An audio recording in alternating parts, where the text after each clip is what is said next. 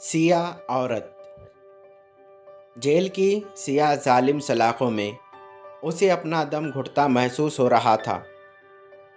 اپنوں سے جدائی کا غم ناقابل برداشت تھا۔ وہ دن رات پچھتاوے کے آنسو بہاتی مگر بے سود۔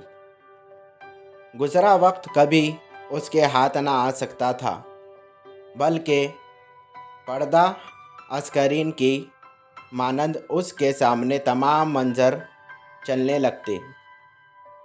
کوئی بھی عورت اسے طعنہ دیتی تو یہی کہتی، کیسی سیاہ عورت ہے، ذرا حیا نہیں آئی۔ وہ روتی چیختی بلکتی رہتی، مگر جیل کی یہ سلاخیں اس کی دردناک زندگی اور موت کی جگہ بن چکی تھی۔ وہ اپنے باپ کی اکلوتی بیٹی تھی۔ ماں باپ بہت ہی غریب تھے۔ باپ مزدوری کر کے جو بھی کماتا اس سے 2 وقت کی روکھی سوکھی کھا لی جاتی۔ اس کا چاچا زاد رشید تو شروع سے ہی اس پر مرتا تھا، مگر وہ اسے گھاس نہ ڈالتی۔ اسے شروع سے ہی امیر زادوں کی بیوی بننے کا شوق تھا۔ روٹی کو تو وہ ترس چکی تھی۔ جوان ہوئی تو ارمان بھی جو بن پر آ گئے۔ گلی کے کئی لڑکے اس پر مرتے تھے۔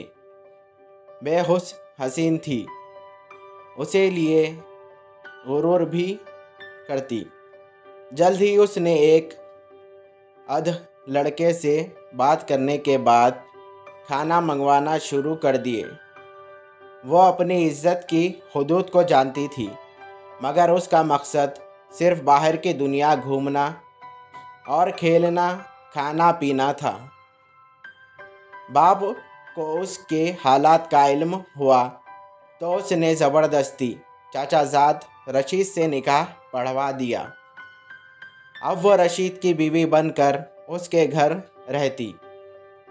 رشید جو کہ سموسوں کی ریڑھی لگاتا تھا۔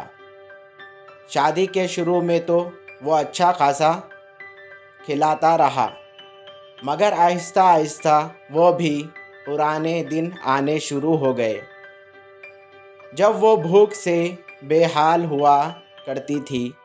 رشید تو اسے بالکل ناپسند تھا۔ وہ اسے محبت سے دیکھتا بھی تو اسے خوب ڈانٹتی اور اپنی طرف دیکھنے سے بھی منع کر دیتی۔ رشید بھی اس کے حسن کا اسیر تھا، اور اب تو اسے اولاد کی خواہش تھی، مگر نازیہ جانتی تھی جو اسے پیٹ بھر کر نہیں کھلا سکتا وہ اس کی اولاد کو کیا کھلائے گا۔ اسی لیے اس نے اولاد نہ پیدا کرنے کی ٹھان لی۔ اب رشید بھی روز آگ بگولا ہوتا اور خوب مار پیٹ کرتا۔ وہ زور رشید کی مار پیٹ کھا کر تنگ آ چکی تھی۔ وہ کہیں دور ایک آزاد پنچھی کی طرح اڑنا چاہتی تھی۔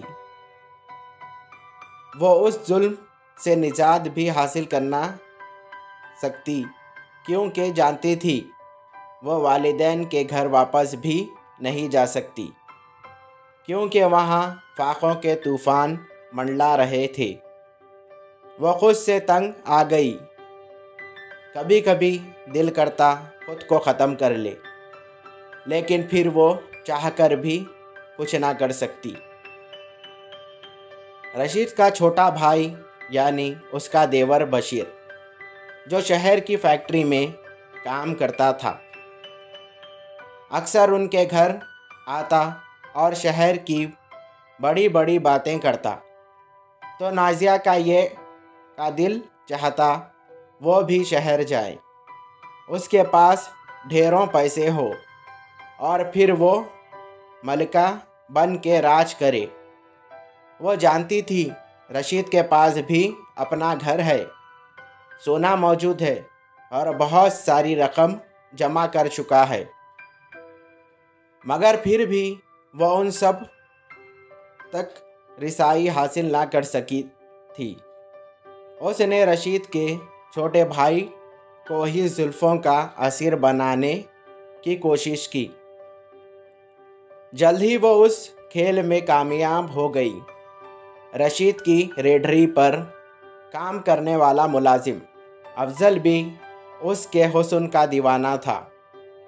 वह उन्हें अच्छे बुरे हालातों में ज़िंदगी गुजार रही थी कि अचानक गम की एक ऐसी आंधी चली जो सब खुशियाँ अपने साथ बहा ले गई। वो रोती रही, बिलखती रही, ज़ोर ज़ोर से चीखती रही, मगर कोई उसकी मदद को ना आया। उस भयानक रात में नकाबपोश डाकुओं ने ज़बरदस्ती घर में घुसकर फायरिंग की। फायर रशीद के सीने में लगा और वो वहीं गिर कर फना हो गया। रात के उस पहर जब सब आराम की नींद सो रहे थे, उसने अपनी चीखों से सबको जगा दिया।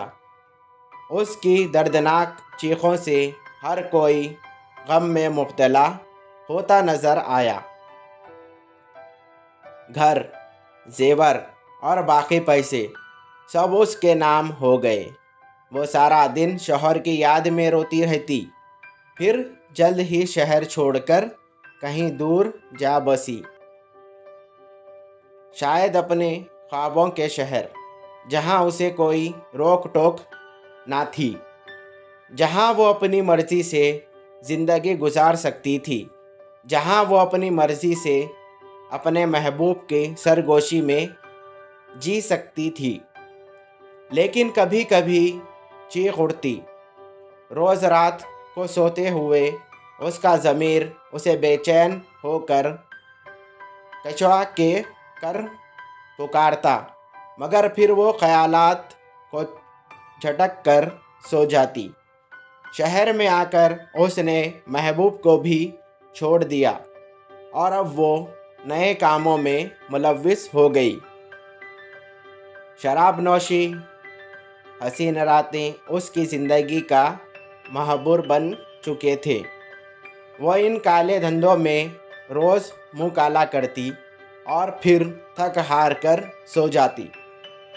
माशरे के सामने वो ऐसी शरीफ औरत थी जिसका सुहाग जालिम देवर ने ही उजाड़ दिया, जो बेचारी शौहर के गम में जगह जगह धक्के खाती रही और फिर बिला आखिर बड़े शहर जाकर रिहायश इख्तियार कर ली, जहाँ फैक्ट्री में काम करके 2 वक्त की खा लेती, मगर हकीकत तो उसके बरअक्स थी। वह अपनी ज़िंदगी में खुलकर जीना चाहती थी। वो सब इक़दार, रिवायत और उसूलों को भूल कर बागी हो चुकी थी। बड़े से बड़े जुर्म भी उसके लिए मामूली हो गए। कभी कभी गांव चक्कर लगाती तो वही मासूम नाज़िया बन जाती, जिसका सब कुछ एक भयानक रात में लुट गया था। पुलिस ने उसके देवर बशीर पर बहुत तशदीद किया, फिर बिला आखिर वो उसे नतीजे पर पहुँचे कि वो कातिल नहीं। बस उसी दिन के बाद उन्होंने अपनी तफ्तीश शुरू कर दी और फिर बिला आखिर वो असली कातिल उनकी गिरफ्त में आ ही गया। अरिया कपड़ों में मलबूस मशहूर क्लब में नाचती गाती नाज़िया को गिरफ़्तार कर लिया गया। उसे अपनी गिरफ़्तारी पर शदीद गम और गुस्सा था।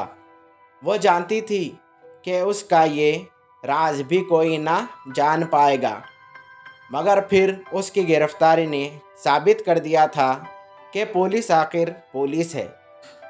लेडी इंस्पेक्टर ने उसे खूब पीटा और बार बार उसके जुर्म की दास्तान पूछ रही थी, मगर नाज़िया थी कि बस रोने सूरत बनाकर यही कहती मैंने कुछ नहीं किया। रोज़ उसे खूब मार पीटती। आखिर जिस्म के ज़ख्मों की खातिर तंग आकर उसने हकीकत अशार कर दी। रशीद मुझ पर हमेशा जुल्म करता था। अच्छा पैसा होने के बावजूद अच्छी रोटी ना खिलाता था। रोज़ मारता, कभी कहता औलाद पैदा करो। मैं उससे एकता गई थी। फिर उसका भाई शहर से आया तो मैंने उसे जुल्फ़ों का असीर बनाया। इधर रशीद की रेडरी पर काम करने वाले फजल को भी अपना दीवाना बना लिया। अफजल का कुछ बदमाशों से राब्ता था। मैंने अफजल के साथ मिलकर अपने शौहर को ख़त्म करने का मंसूबा बनाया। मैं जानती थी कि मेरा देवर शराब का आदी है। अक्सर शराब पीकर हमारे ही घर आ जाता। उस रोज़ भी उसने खूब पी। फिर मैंने उसे नींद की गोलियां खिला दी और अपने मंसूबे को पूरा करने को तैयार हो गई। फजल ने चेहरे को नकाब से ढका। उसके साथ 2 और लोग थे। वो घर में दाखिल हुए तो मैंने अचानक शोर डाला। मेरा शौहर बाहर आया तो उन्होंने थोड़ी ही लड़ाई के बाद फायर उसके सीने पर मारा। मैं वहीं फूट फूट कर रोने लगी। अपने कपड़े भी फाड़ने लगी। फिर अफजल की उसे पश्तों बशीर के हाथ पकड़ाकर उसे सहन में लिटा दिया और मैंने पुलिस को यही बयान दिया कि यह जालिम मेरी इज़्ज़त लूटना चाहता था और मेरी इज़्ज़त के रखवाले मेरे ही शौहर को अपने सगे भाई को मौत की नींद सुला दिया और सदमे से बेहोश हो गया। मैं अफजल के साथ कई दिन शहर रही। उसने मुझसे बेवफाई की। मैंने उसे छोड़कर नशा शुरू कर दिया। मैंने अपने आप को बाकी करना चाहा। मैं अपनी मर्ज़ी से जीना चाहती थी, मगर उन सब मैं गलत सही, हराम हलाल, इक़दार रिवायत सब भूल गई। मैं बहुत बुरी औरत हूँ। वो अपना बयान देते हुए फूट फूट कर रो दी। लेडी पुलिस ने बयान लिखने के बाद नाजिया से कहा, अब पछताने का क्या फ़ायदा? जब तुम्हें अल्लाह ने इज़्ज़त की ज़िंदगी दी तो तुमने कदर ना की और ये सोचा कि दुनिया को धोखा दे सकोगी, मगर तुम भूल गई कि असल ताकत अल्लाह की है। मुजरिम चाहे कितना ही चालाक क्यों ना हो, वह अपना जुर्म कभी नहीं छुपा सकता। Thank you. हेलो व्यूवर्स, मैं हूं आपका अपना दोस्त सलमान। उम्मीद करता हूं आप सब खैरियत से होंगे। अगर आप मेरे चैनल पर नए हो तो मेरे चैनल को सब्सक्राइब करें और बेल आइकन को ऑल पे सेट करें ताकि मेरी हर आने वाली स्टोरी का नोटिफिकेशन आपको मिलता रहे। अगर आपको ये स्टोरी अच्छी लगी तो इस स्टोरी को भी लाइक करें। तब तक के लिए मुझे दीजिए इजाज़त। Thank you for watching.